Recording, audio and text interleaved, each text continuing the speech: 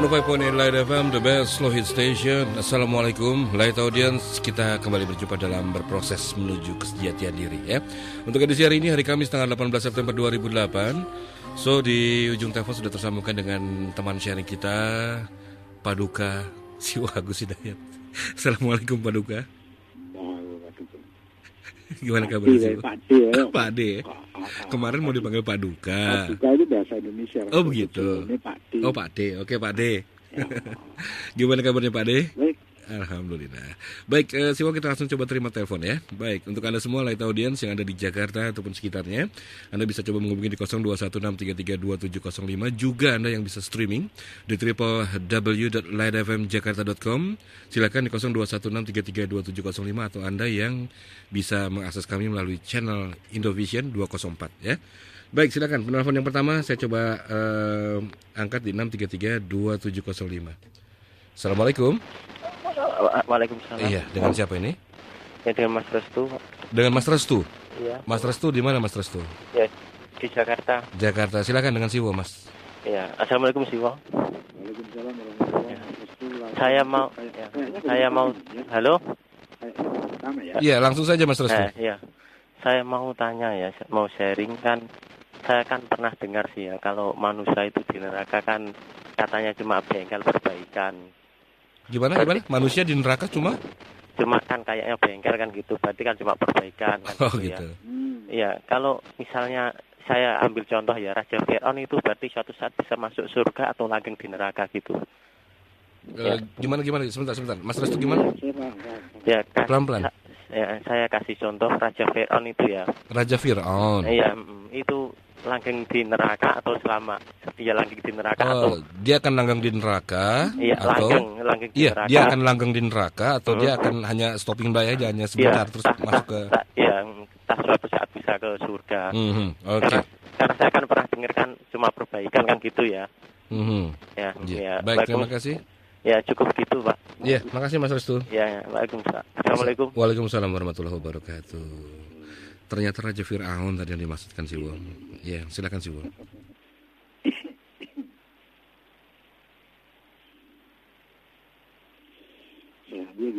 Monggo Siwo. Kepada seluruh Light Audience beserta seluruh keluarga besar dan seluruh staf seminar. Kepada seluruhnya, Assalamualaikum warahmatullahi wabarakatuh.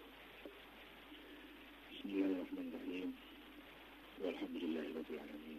Sallallahu ala Muhammadin wa alihi tahirin. Wala haula wala quwwata illa billahil aliyyil azim. Light Audience, semoga makin giat berproses dan semoga kian diberkahi. Kita ketemu lagi, sharing lagi. Sebagaimana biasa, saya adalah teman sharing Anda, bukan sebagai narasumber, apalagi rujukan.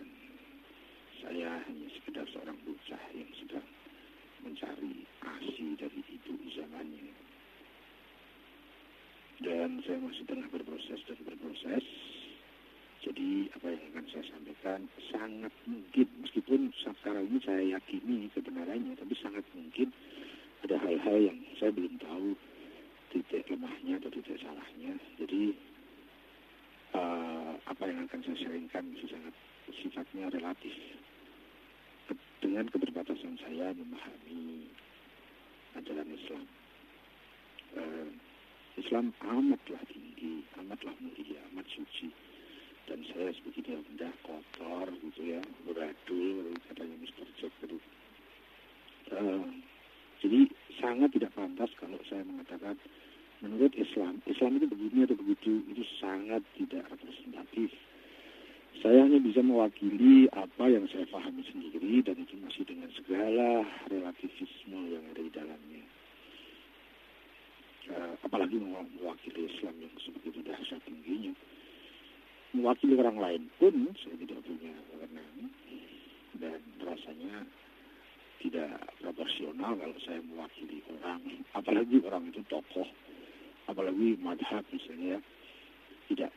Saya hanya kapasitas mewakili pemahaman saya sendiri yang mungkin benar, mungkin juga salah. Meskipun sekarang ini yang akan saya sharingkan semuanya tentu yang saya yakini kebenarannya sementara ini.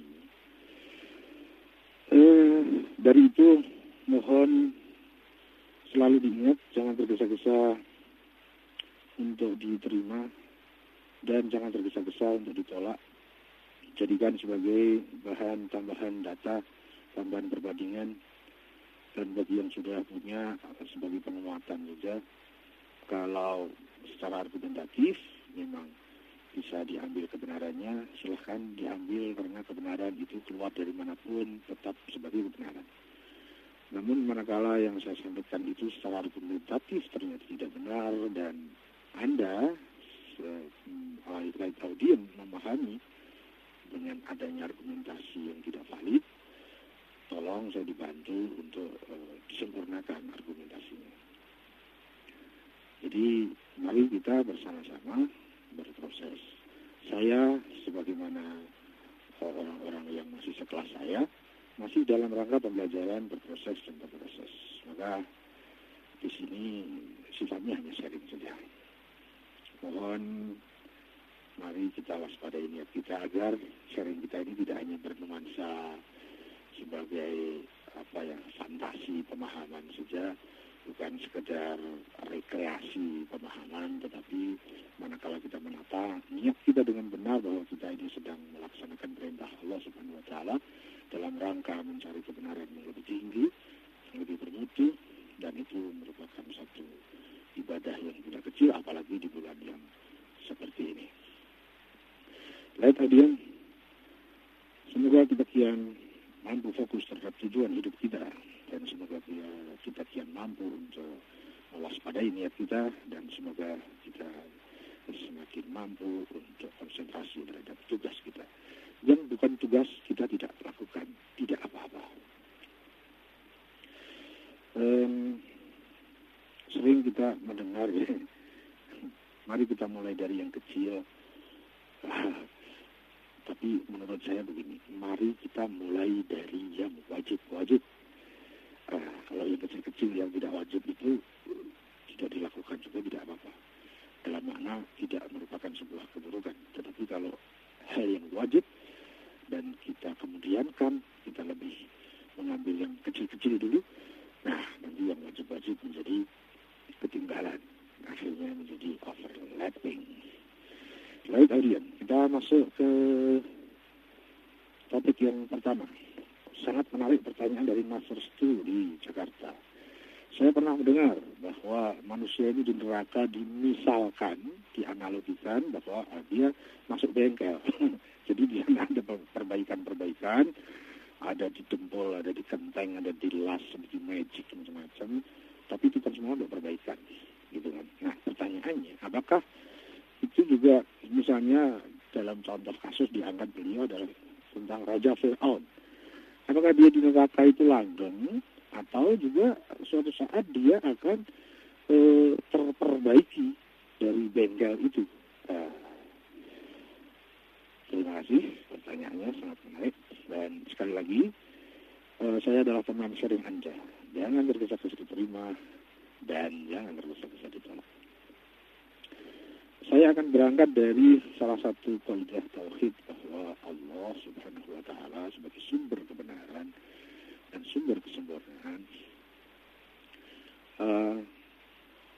Saya gabungkan dengan satu kaidah berpikir yang universal, yaitu begini. Kalau kita berangkat dari bawah dulu ya. Kalau ada seseorang yang bijak saya taruh di depan, dan dia itu pandai. Ada orang bijak dan dia pandai. Niscaya, jadi sesuatu yang pasti, niscaya dia ingin membagi kepandaian itu untuk ikut menyempurnakan kepandaian orang lain. Lain kalau orangnya tidak bijak. Kalau orangnya tidak bijak, kadang-kadang pandai tapi tidak memandaikan orang lain. Bahkan ada satu pameo yang mengatakan kalau bisa dipersulit, kenapa dipermudah? Karena dengan dipersulit, kita tetap akan eksis, dia selalu di bawah kita. Ya.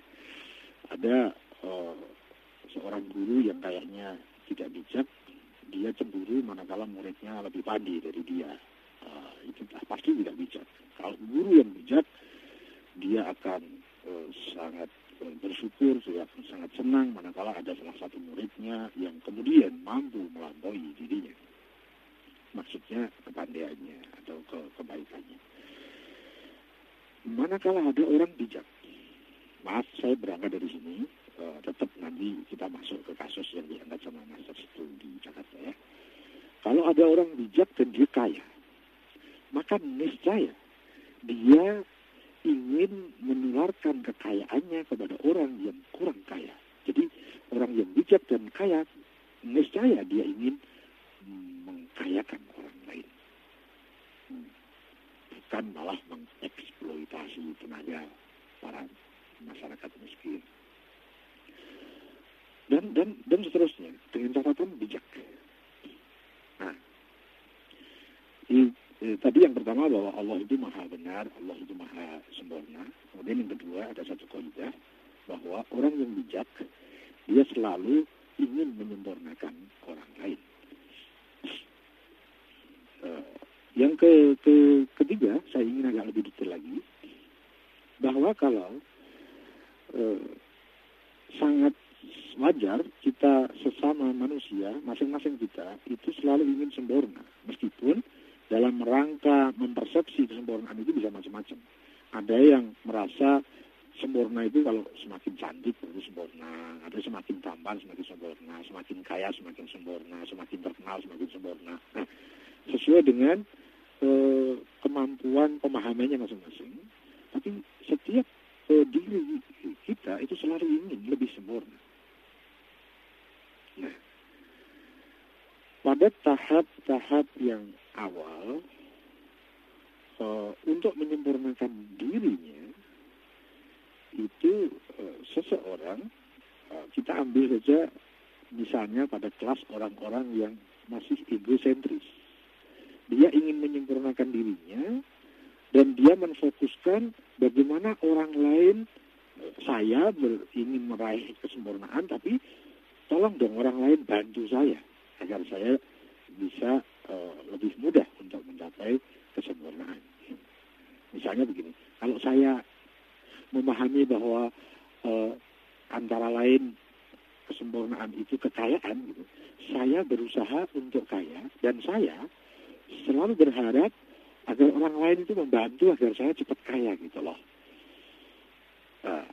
Itu sentral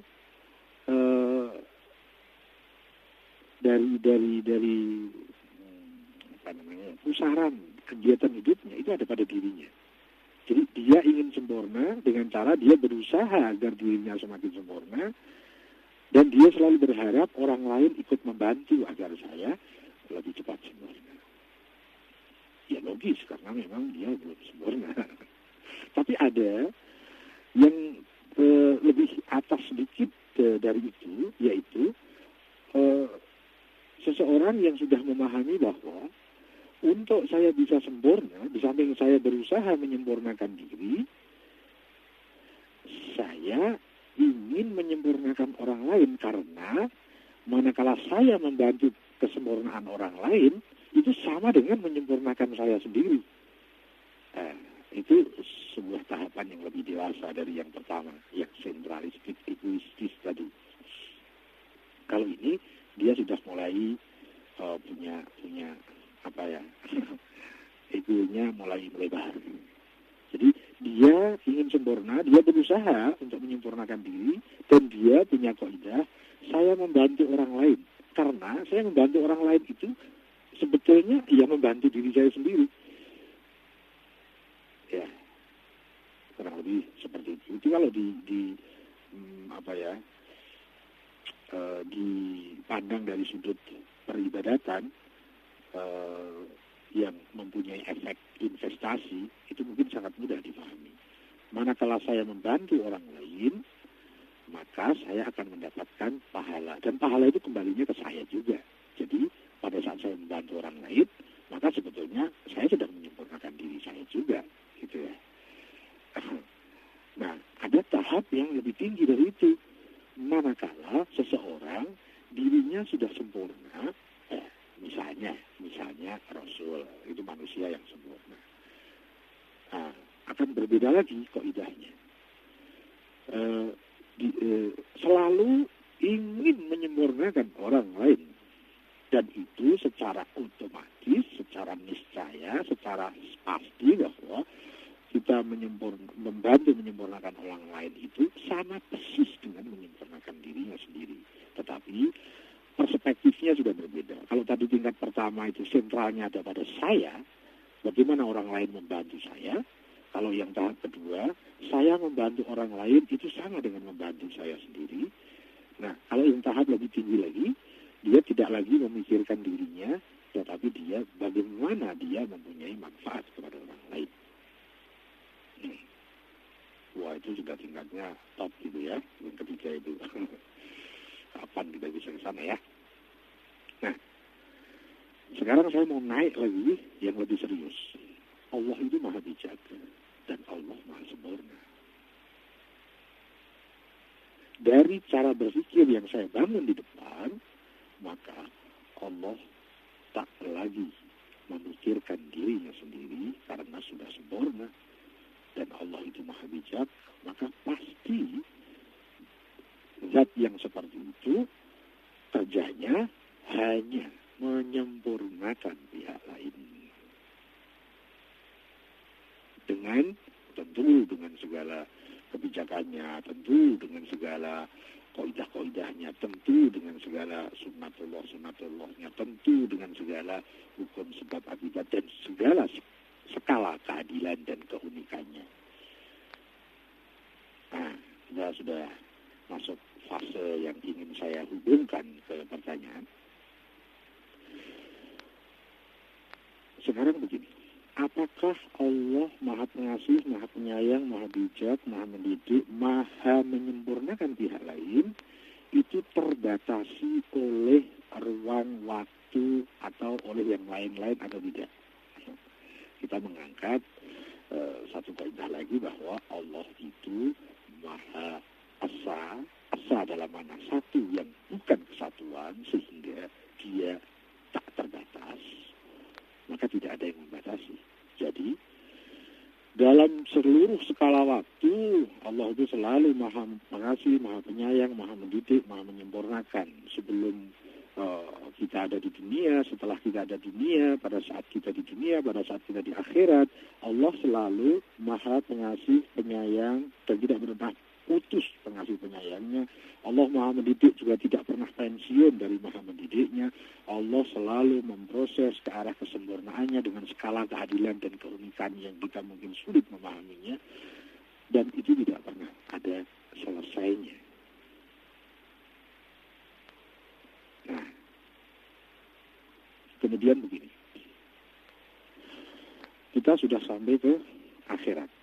Apakah kita masih dididik oleh Allah? Apakah kita masih dikasih sayangi oleh Allah?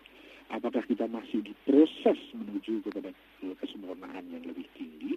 Karena Allah selalu maha memproses dan menyempurnakan selainnya. Monggo dijawab. Kayaknya kalau kita sedikit saja berpikir, nggak sulit menjawab itu. Sekarang, kalau tadi sudah di akhirat, kita masuk ke neraka. Saya mau bertanya, apakah orang-orang yang ada di neraka dia masih mendapatkan maha kasih sayang Allah? Apakah Allah juga masih mendidik dia? Apakah Allah juga masih memberi sarana untuk memproses dia? Dan apakah proses penyempurnaan pendidikan dan kasih sayang itu berhenti, terbatas, putus di suatu saat? Nah, mari kita jawab sendiri-sendiri. Ya, kalau kita sudah mempunyai image bahwa ya suatu saat kasih sayang Allah berhenti, ya berarti Allah terbatas dong kasih sayangnya. Suatu saat proses pendidikan Allah berhenti, jadi yang dididik itu orang yang di surga saja, yang di neraka tidak. Ya, jadi terbatas dong. Padahal Allah itu maha pengasih, maha penyayang, maha pendidik, maha pemproses, dan maha menyempurnakan pihak lain, itu tiada batas. Nah, yang terakhir, pertanyaan yang terakhir, dan penjenengan harus ikut menjawabnya. Kalau seluruh makhluk, entah dia yang ada di dunia, ada di akhirat, di surga atau di neraka, itu semua ada keterbatasannya. Sementara kasih sayang Allah tak terbatas, maha mendidik Allah tak terbatas, maha memproses Allah tak terbatas. Saya mau tanya, kira-kira ending itu ke arah mana? Saya mohon maaf, saya tidak menjawabnya secara eksplisit, tapi mohon penjenengan jawab pertanyaan saya yang terakhir. Bahwa seluruh makhluk ini, manusia, dan terkait dengan alam dunia, terkait dengan alam akhirat, seluruhnya ada pada keterbatasan kemakhlukannya. Sementara maha pengasih penyayang Allah tidak terbatas, maha pendidik Allah tidak terbatas, maha pensaranaan untuk menyempurnakan hamba-hambanya Allah tidak pernah pensiun. Nah, saya mau tanya, kalau dengan dua premis kalimat itu, kira-kira endingnya kemana ya? Ending dari itu yang satu terbatas. Ya, surga makhluk, neraka makhluk. Jadi surga terbatas, neraka terbatas. Manusia makhluk, manusia terbatas. Sementara maha mendidik Allah tak terbatas. Ya, dididik belum baik, dididik lagi. Dididik belum baik, dididik lagi. Dididik belum baik, dididik lagi. Dididik lagi, belum baik lagi, dididik lagi. Dan maha pendidikan Allah tidak terbatas. Saya mau tanya, endingnya kemana? Ya, yang terakhir saya akan memberikan sebuah analogi agar kita tidak salah mempersepsi apa yang sudah saya sampaikan. Itu begini. Kalau ada seseorang, dia disuruh memilih dua hal. Berangkat dari Jakarta mau pergi ke Bandung. Coba pilih alternatifnya. Apakah Anda ingin naik helikopter? Atau mau naik sedan, Mercy? Atau mau naik angkot dari Jakarta ke Bandung? Atau mau naik sepeda ontel ke Bandung? Atau Anda mau mengambil alternatif yang dari Jakarta ke Bandung dengan merangkak, di samping itu masih harus dipecuti dari belakang. Meskipun endingnya nanti sama-sama sampai ke Bandung. Coba pilih deh, pilih yang mana. Itu akan kita tentukan dengan aktivitas ikhtiar kita masing-masing. Ya, Anda mau melalui salon atau melalui bengkel, Anda mau melalui helikopter atau Mercy atau sepeda ontel, atau justru Anda hanya akan bisa merangkak-rangkak, itu pun masih harus dilecut dari belakang, karena kalau tidak dilecut Anda tidak bergerak. Dan lecutan dari belakang itu merupakan sarana proses pendidikan. Nah, monggo silahkan milih yang mana, dan itu kita tentukan dengan segala kehendak bebas kita. Manakala kita persiapkan dan kita manfaatkan pemberian-pemberian ini dengan sesuai fungsinya, maka mungkin kita akan berjalan dari Jakarta ke Bandung dan fasilitas kita adalah heli. Ada yang dapat fasilitasnya di bawahnya Mercy. Ada yang fasilitasnya cuma sepeda ontel. Ada yang dia memang menyengaja diri tidak memfungsikan sarana-sarana sebagaimana fungsinya, malah dia gunakan sarana-sarana itu untuk kepentingan kesenangan, kepuasan, dan mengabaikan aturan-aturan nilai dan norma-norma kebenaran. Nah, contohnya bahwa dia nantinya tidak dapat fasilitas apa-apa, bahkan kakinya pun lumpuh, dia harus merangkak karena dia harus sampai ke Bandung dari Jakarta. Oh, itu masih kurang dahsyat contohnya. Ada yang jauh lebih ngeri lagi. Saya ingin mencoba membandingkan dengan segala kehendak bebas kita mau pilih yang mana. Terima kasih, mudah-mudahan apa yang saya sampaikan bisa menambah data dan wawasan. Dan saya garis bawahi sekali lagi, saya adalah teman sharing Anda, bukan rujukan dan bukan narasumber. Jadi jangan tergesa-gesa diterima, jangan tergesa-gesa ditolak. Saya kembali dulu kepada Bos Brian. Iya, baik. Terima kasih, Wo. Dan yang sudah bertanya tadi siapa Mas Restu ya. Terima kasih juga untuk pertanyaan yang Anda sampaikan malam hari ini. Baik, yang lainnya silakan saya coba kembali buka di 0216332705. Assalamualaikum. Waalaikumsalam. Ya, dengan siapa ini, Pak? Aduh, sayang sekali terputus. Silakan yang lainnya coba lagi di 0216332705. Anda juga yang bisa mengakses kami melalui streaming ya di www.laidafmjakarta.com. Assalamualaikum. Waalaikumsalam. Iya, dengan Mas Yogi. Yogi, Jiwo. Apa kabar Mas Yogi? Baik. Alhamdulillah. Silakan. Nah, ini saya mau sharing dikit ya masalah akidah ya. Akidah. Ya, ini contoh masalah pemahaman tentang Tuhan ya. Jiwo, mayoritas umat Islam itu kan menganggap bahwa Tuhan umat Islam adalah Allah. Selain Allah bukan Tuhan yang benar. Jadi agama lain yang tidak menyebut Allah sebagai Tuhan adalah salah. Nah, ini anggapan akidah yang benar. Tapi kalau saya pribadi, ya Tuhan umat manusia di seluruh dunia ini adalah satu, tunggal atau esa. Sebutannya saja yang berbeda. Islam menyebut Allah, Kristen Allah.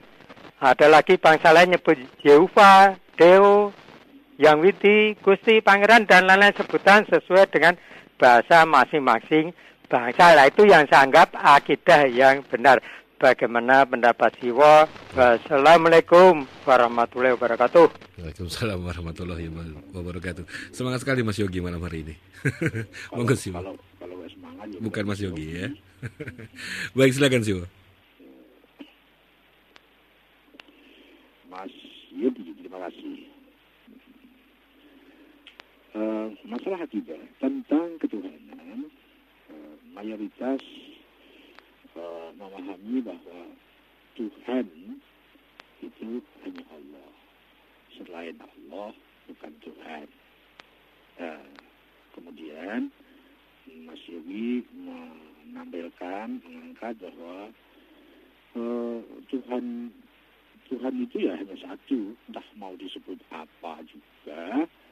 Tapi kalau yang dimaksud itu ya itulah Tuhan, boleh dengan sebutan macam-macam. Saya mau mencoba men-sharingkan beberapa yang ada di dalam pemahaman saya, yang saya yakini benarnya paling tidak untuk sementara ini, hingga saat ini.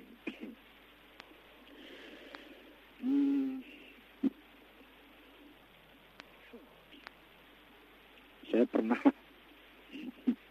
mohon maaf ya, saya pernah menulis, memang saya sengaja saya tulis di halaman paling depan dari web saya. Kalimat itu saya pernah dapatkan dari sebuah buku yang dikaryakan oleh Hidayat Nata Atmaja. Mas Hidayat Nata Atmaja, salam untuk penjenengan. Saya kangen sama penjenengan. Tapi saya tidak pernah bisa ketemu. Antara lain tulisan itu begini. Mungkin ada beberapa perubahan, tapi saya pertama kali mendapatkan menurut saya sesuatu yang sangat menarik itu. Kemudian saya lupa persis aslinya, tapi kemudian saya ubah dengan bahasa saya. Begini bunyinya. Bisa jadi Tuhan yang saya sembah ini adalah Tuhan yang picik. Sepicik pikiran saya yang telah membuat Tuhan. Dan bisa jadi juga Tuhan yang Anda sembah itu adalah Tuhan yang picik, sepicik pikiran Anda yang telah membuatnya. Nah, untuk agak mengimbangi kalimat ini, kemudian di bawahnya kemudian saya tulis bahwa Maha Suci Allah dari apapun yang kita sifatkan. Nah, kurang lebih seperti itu. Nah, saya akan berangkat dari situ. Bagi yang tertarik, Penjenengan bisa buka web saya di http://2 pergolakan pemikiran .50webs.com. Begini, Tuhan yang di dalam bahasa Arabnya ilah, manakala diberi satu definit kekhususan, yaitu lam ta'rif ditambah dengan alif lam, maka menjadi al-ilah, dan logat bagi orang-orang muslim dibaca dengan Allah. Ya, kalau bahasa Indonesia tulisannya ya Allah, gitu ya, al-ilah, jadi Allah. Tapi kita punya logat khusus, logat yang sudah dari sangat lama, dari generasi-generasi jauh sebelum kita, logat itu sudah terbentuk, yaitu dibaca dengan Allah. Jadi Allah itu ya Tuhan. Ya. Nah, masalahnya begini. Meskipun kita menyebut Tuhan, meskipun kita menyebut Allah, tetapi itu kan hanya sebuah kalimat yang melambangkan makna-makna yang ada di balik kalimat itu. Kalimatnya bisa sama. Saya mengatakan Allah, anak saya juga mengatakan Allah, tapi sangat beda pemahamannya.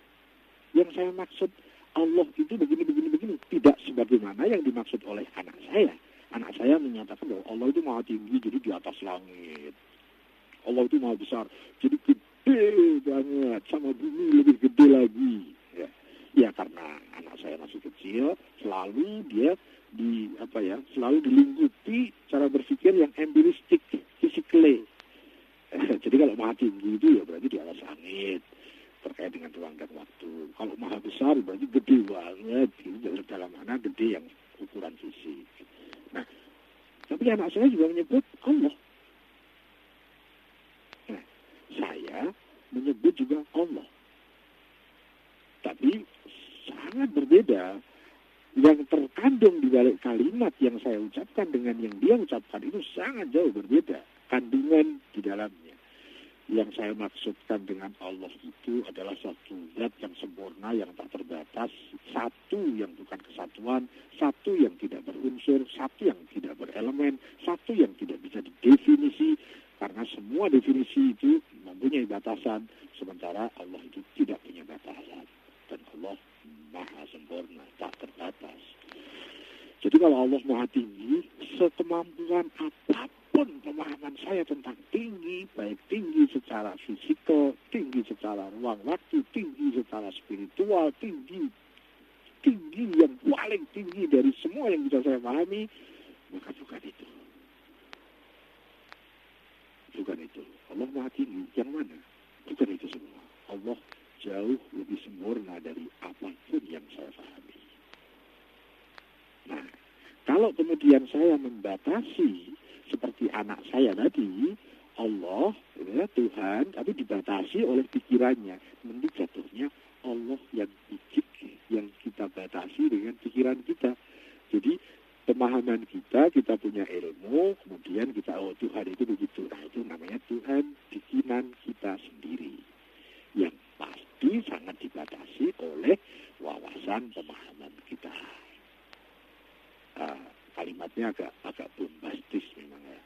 Bisa jadi Tuhan yang saya sembah ini adalah Tuhan yang picik, sepicik pikiran dan persepsi saya yang telah membatasinya, yang telah membuatnya. Jadi Tuhan saya tentukan, Tuhan itu begini, Tuhan itu begitu, dengan pikiran saya. Pasti itu bukan Tuhan yang sesungguhnya, tapi Tuhan yang saya batasi dengan pemahaman saya. Ya, jadi Tuhan yang dikatakan oleh orang A, sama-sama orang lain juga mengatakan Tuhan, tetapi itu kan hanya sebuah lambang, sebuah simbol, sebuah kata yang ingin ingin mewakilkan makna-makna yang dikandung di dalamnya. Meskipun sebutannya Allah, tetapi kalau yang difahami dia membatasi sehingga Tuhan menjadi terbatas, ya bukan itu maksudnya. Tapi meskipun dia menyebutnya itu dengan Gusti Pangeran, ya, tapi yang dimaksudkan adalah zat yang satu, yang bukan kesatuan, yang tidak berunsur, tidak terdefinisi, tidak berelemen, tidak terbatas.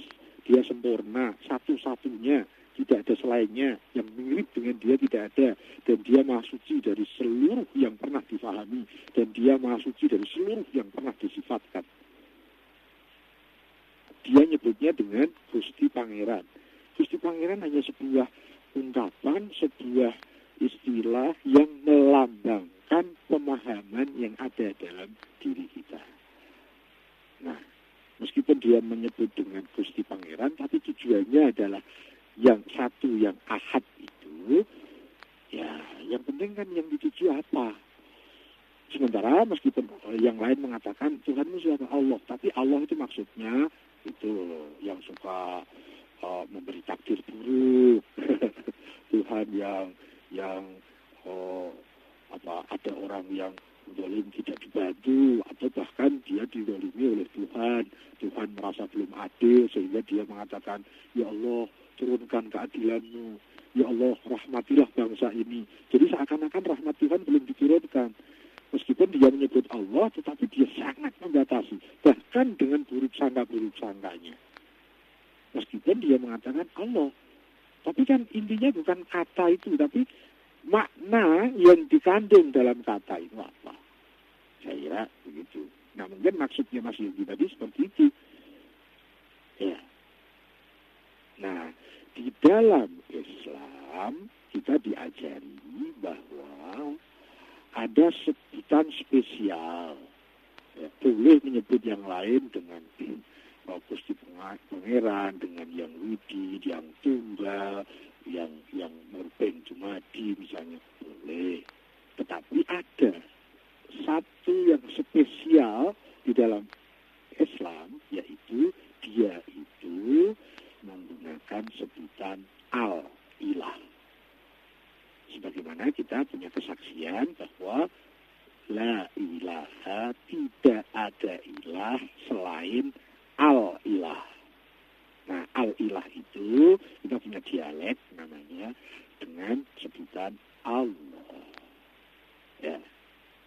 Jadi ini memang sesuatu yang khusus, spesial, dan kita diajarkan, paling tidak saya pahami, saya diajari bahwa Tuhan itu punya sebutan khusus, yaitu Allah. Tapi mau memanggil Allah itu dengan dia, dengan engkau, yang penting makna yang terkandung di balik kata ganti itu apa? Kata gantinya bisa yang murbeng jumadi, bisa yang tunggal, yang maha wenang lah, yang misalnya Yehuwa, Tien misalnya. Ya, itu kan merupakan satu simbol-simbol, lambang-lambang, sebutan-sebutan, panggilan-panggilan. Bisa kita ganti dengan dia, bisa kita ganti dengan engkau. Ya, yang penting adalah makna yang ditujunya. Yang penting adalah zatnya seperti apa yang disimbolkan oleh sebutan tadi. Ya, jadi mau disebut apapun lah, tapi maksudnya itu loh ya. Mau disebut apa juga deh. Mau disebut dia boleh, engkau boleh, Tien boleh, Yehuwa boleh, Gusti boleh, Pangeran boleh. Tapi maksudnya itu loh ya. Maksudnya adalah zat yang asa tadi. Nah, itu sudah. Kemudian saya tambah dengan di dalam pelajaran-pelajaran dari agama Islam, kita diajari ada satu sebutan khusus sebagaimana yang kita ucapkan dalam kesaksian kita memasuki menjadi warga Muslim, yaitu asyhadu an. Aku bersyuhud, aku bersaksi bahwa la ilaha, tidak ada ilah illa Allah. Tidak ada ilah selain al-ilah, selain Allah. Tidak ada Tuhan selain Allah. Jadi ini sebutan spesial, khusus, spesifik gitu ya. Bukan berarti kalau selain sebutan itu tidak boleh. Tidak dong. Yang lain boleh. Tapi sebutan itu ada spesifikasi spesial. Kurang lebih mudah-mudahan tidak puas. Saya kembali dulu ke Bos Brian saya. Iya baik, terima kasih Wo dan juga Mas Yogi yang sudah bertanya tadi ya. Baik, kita coba buka lagi telepon, silakan di sesi pertama ini sebelum nanti kita membahas SMS yang sudah masuk di sesi berikutnya. Ya silakan, sekali lagi di 0216332705 Anda yang berada di luar kota Jakarta yang bisa mengakses kami melalui streaming di www.lightfmjakarta.com atau juga di Indovision channel ID 204. Assalamualaikum. Waalaikumsalam. Ya, dengan siapa ini? Dengan Pak Cengkareng nih, Mas Brian. Mas siapa? Dengan Pak Apip Oh, Cengkareng. Pak Apip. Silakan Pak Apip. Iya. Ini bagaimana kabar Mas Brian? Alhamdulillah baik. Silakan Pak Apip. Ini mau sharing sama Siwa nih. Iya, silakan. Assalamualaikum Siwa. Waalaikumsalam. Ini Siwa, saya mau tanya nih. Kita kan percaya sama Allah bahwa Dia Maha Pemberi, Maha Bijaksana, Maha Pengasih dan Penyayang. Tapi di lain pihak kita juga percaya kepada hal-hal yang lain seperti umpama kita percaya ke dukun, ke orang yang pintar yang suka memberikan cara jalan usaha gitu, cara pengasih jualan, cara pengasih dagang gitu ya. Pokoknya yang gaib-gaib gitu ya Pak Apip ya. Nah, itu kita nggak disebut duakan Tuhan gitu. Iya. Nah, yang pertama. Yang kedua, bagaimana caranya mohon kepada Allah yang sifatnya tidak menyuruh. Kata Siwo dulu itu katanya ada sifat menyuruh ke Allah. Nah itu saja Siwo ya. Baik, terima kasih Pak Apip. Terima kasih Siwo. Assalamualaikum. Ya. Waalaikumsalam warahmatullahi wabarakatuh. Terima kasih Pak Apip di Cengkareng kalau tidak salah tadi. Ya, silakan Siwo. Ini kompleks pertanyaannya soalnya. Apa bisa dibantu sama penjenengan? Aduh, saya masih belum bisa sih Bu. Karena belum berbuka ya? Gimana sih Bu? Karena belum berbuka puasa ya? Bu sudah berbuka puasa. Ngenye aja, apa sih? Monggo sih Bu. Iya, biar marah dikau. Mas Abid, terima kasih. Kita kan percaya kepada Allah. Tapi kita juga percaya kepada hal-hal lain. Misalnya tadi disebut dukun, misalnya, ya, hal-hal yang sangat menyidik. Bagaimana? Apakah itu sama dengan menduakan Tuhan? Nah, atau biasa bahasa teknisnya disebut syirik, ya. Syirik itu mensyarikatkan Tuhan, membanyakkan Tuhan. Menduakan Tuhan itu termasuk membanyakkan Tuhan. Bahkan satu yang kesatuan itu juga sama membanyakkan Tuhan. Kalau yang tidak membanyakkan Tuhan ya satu yang wahdah, bukan satu yang katroh, satu yang hakiki, bukan satu yang intibari. Kalau semua satu dalam bentuk jumlah, dalam bentuk angka, saya satu, ya. Tapi tidak satu hakiki. Saya satu ini sebetulnya satu kesatuan dari jiwa dan raga, gitu ya. Jiwa dan raga dan pikiran itu kesatuan, bukan satu. Dan semua kita sudah sepakat deh dalam dunia matematis, dalam hitungan angka, jumlah, itu maksudnya satu itu begitu. Tapi kalau kita cermati lebih jauh, itu kesatuan bukan satu. Cuma kita sudah sepakati dalam hukum aljabar, dalam hukum hitungan, dalam hukum matematik, begitu kita sepakati sebagai satu. Tapi kalau kita tinjau lagi secara filosofis, satu yang di matematis itu bukan satu, tapi kesatuan dari setengah dan setengah, kesatuan dari 10 kali 0,1 misalnya itu. Semua yang kesatuan itu bukan satu. Kalau satu pasti tidak berbagian, karena kalau berbagian pasti dia terbatas. Paling tidak dibatasi oleh bagian-bagian itu sendiri. Itu seperti itulah. Nah, jadi yang disebut menduakan Tuhan atau membanyakkan Tuhan, atau dalam bahasa teknisnya disebut syirik, orang yang melakukan disebut musyrik, itu manakala dia membanyakkan Tuhan, termasuk meyakini Tuhan itu satu, tapi yang satu yang kesatuan, satu yang kantor, satu yang intibari, istilahnya itu masuk juga itu. Tetapi manakala itu tidak disengaja karena kekurangan pemahamannya, ya semua namanya kesalahan yang tidak disengaja itu tidak apa-apa. Dengan syarat dia selalu berproses dan belajar.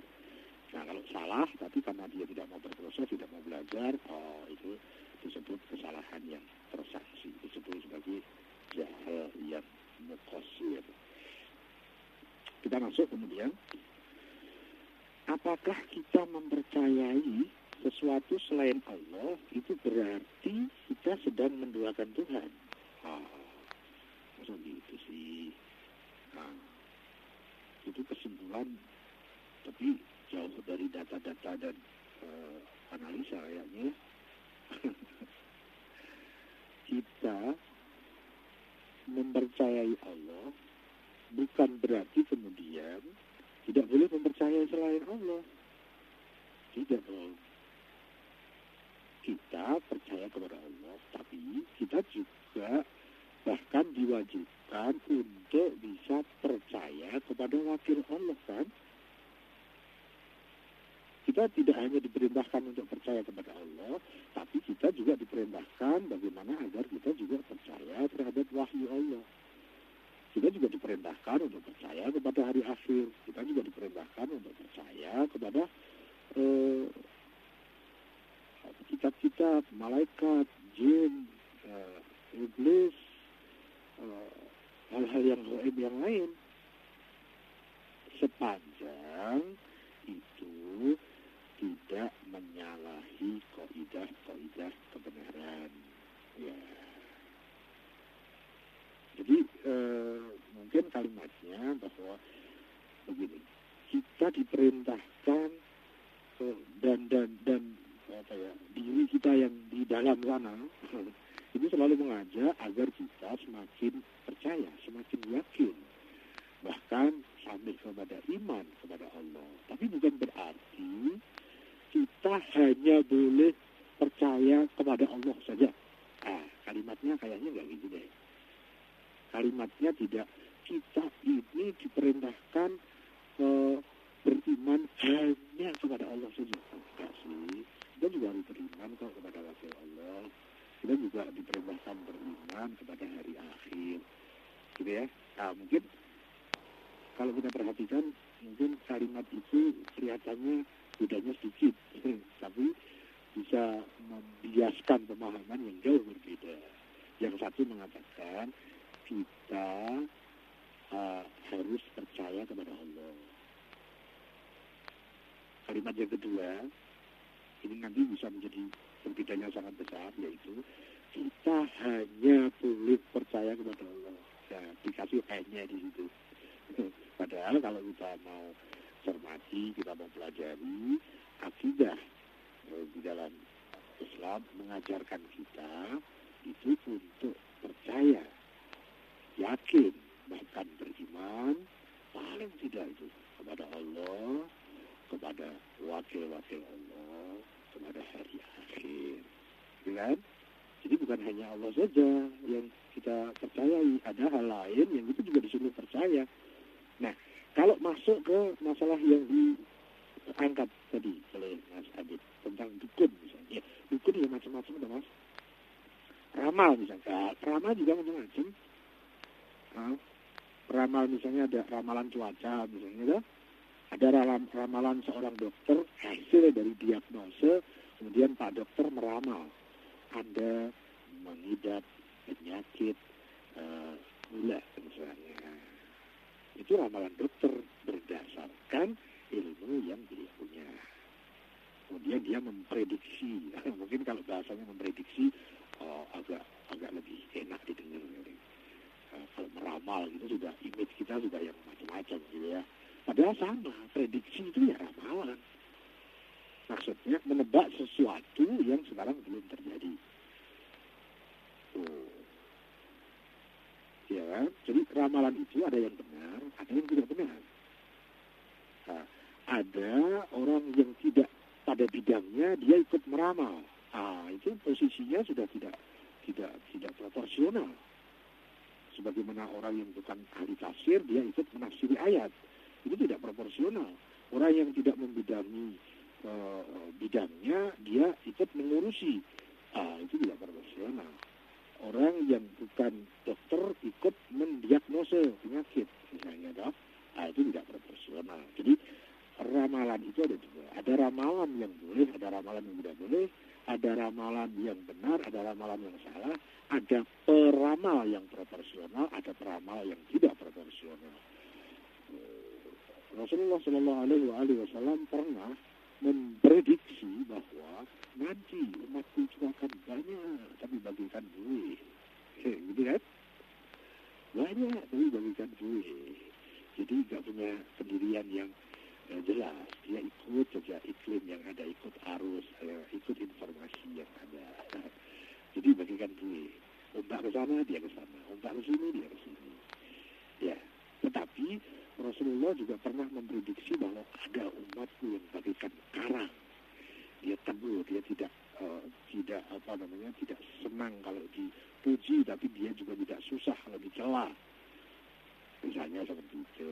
Jadi itu prediksi sang Nabi. Nah, karena beliau memang tokoh yang manusia sempurna, maka prediksinya itu dia duduk sebagai prediktor yang benar dan prediksinya juga benar. Ya, jadi kalau dukun juga ada dua. Ada dukun yang baik, ada dukun yang tidak baik. Ada dukun yang benar, ada dukun yang tidak benar. Ada dukun yang caranya benar tapi niatnya salah. Ada juga dukun yang caranya salah, niatnya salah. Ada juga dukun yang niatnya benar, caranya salah. Macam-macam. Tetapi bahwa dukun itu ada yang benar, ada yang kurang benar, ada yang belum benar, ada yang salah. Ya udah. Jadi kemudian keterkaitannya dengan menyekutukan Tuhan tadi, menduakan Tuhan. Nah, menduakan Tuhan di mana begini, kurang lebih begini deh. Sesiapa yang dia itu percaya terhadap ketuhanan Allah, ya, percaya terhadap kemandirian Allah. Jadi orang-orang musyrik itu selalu dia orang beragama. Kalau orang tidak beragama tidak bisa dia berbuat musyrik. Karena musyrik itu satu sisi dia meyakini ketuhanan Allah, tapi di sisi lain dia mendudukkan sesuatu yang punya kemandirian, yang tidak bergantung kepada Allah.